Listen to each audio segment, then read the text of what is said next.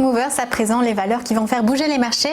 Et nous sommes en ligne avec Dorian Abadi, qui est formateur en analyse technique. Bonjour Dorian. Bonjour Aude. Alors votre première valeur, on se trouve dans le luxe avec Hermès qui enchaîne les records.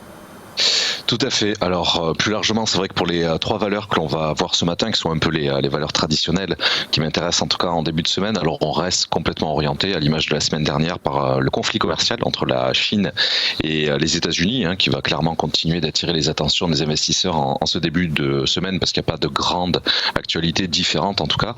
Donc l'essentiel du suivi, j'ai envie de dire malheureusement, risque de se passer sur le compte Twitter de Donald Trump, à l'image des dernières séances, suite au round de négociations qui s'est achevé vendredi soir sans accord à Washington entre Chinois et Américains.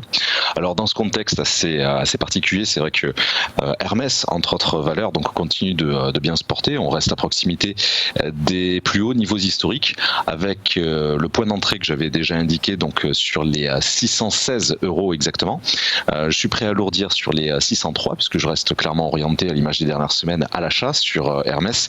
Il y aurait alors deux objectifs qui continueraient de m'intéresser sur les 612 et 624 €, de sorte à rester un petit peu en dessous des deux principaux objectifs techniques, globalement fixés sur les 615 et 625.